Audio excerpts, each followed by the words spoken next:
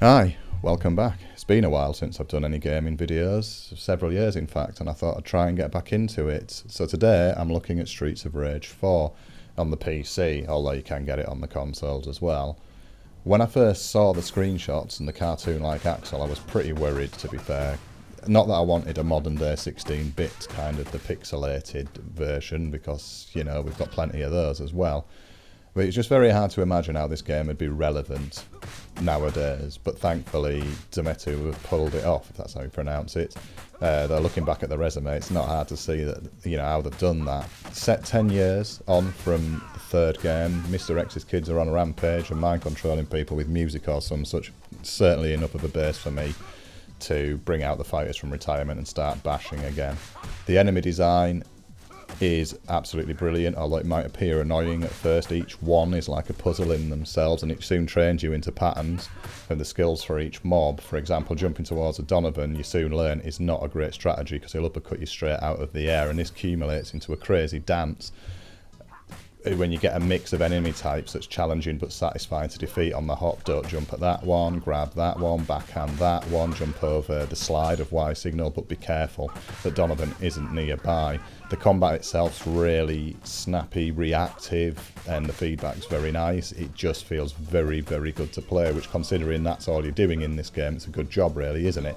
Because, you know, if that wasn't up to par, you'd be stuffed. Pushing this further, is a multiplier bonus. Hit more and you'll combo more. And the more your multiplier goes up, get hit and you'll lose it. Eventually this times out and you'll get a score bonus based on that multiplier, but how long do you hold on to it for to build it up further and further and further?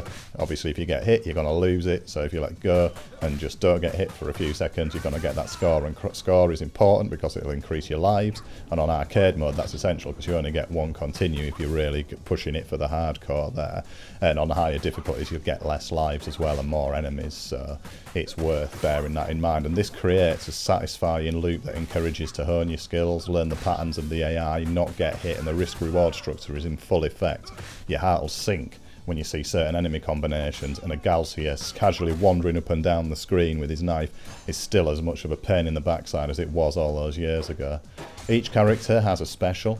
With a press of a button, they will execute some crazy defensive, offensive or aerial manoeuvre. This, however, costs HP, and it can be regained by hitting more enemies, but if you get hit you will lose that portion of HP, so once again risk reward is there. There's an ultimate move also granted to each one of the brawlers. That's just a separate resource.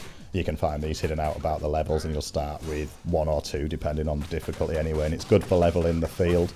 And as you learn the levels, you'll probably be holding on to those for certain points where things get a bit hairy and there's a certain combination of enemies. Not, in my opinion, great for most of the bosses, because it doesn't tend to do a great deal to them. A great addition now is that enemies rebound off the side of the screen as well, and this allows you to juggle combo them. It relieves the frustrations from the originals where the enemies could be kicked off the edge of the screen that you couldn't access, leaving you as the player to wait for the return. That seems like a minor thing, but it's huge. It really breaks up the action. So now you can juggle combo off the side of the screen, a la Street Fighter or something like that.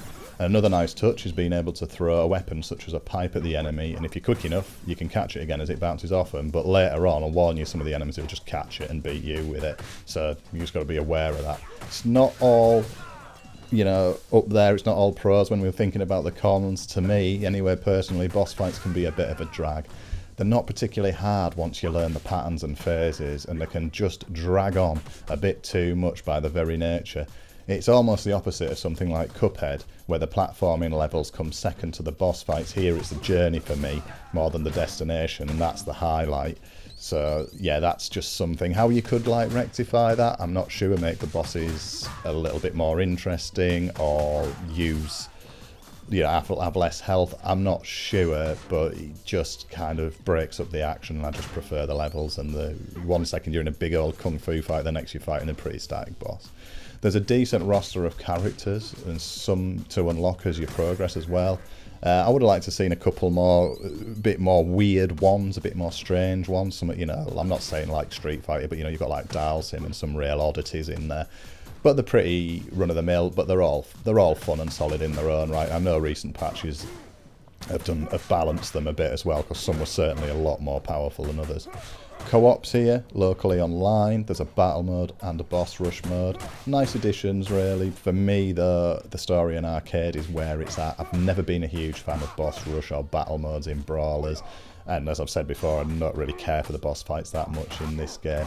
And for brawlers, we've got entire games dedicated to that, like Street Fighter, Mortal Kombat, etc. So it's nice that it's there, but I'd like to see more focus on more content for the main game, personally. There are also a few nice throwback unlocks. The option to play the original score from earlier games is there, although the current score is fantastic. I love the game. I'm a massive fan of brawlers anyway, especially ones that offer risk and reward, and this one nails it to the point that you find yourself in the zone, as it were, and that's just spot on.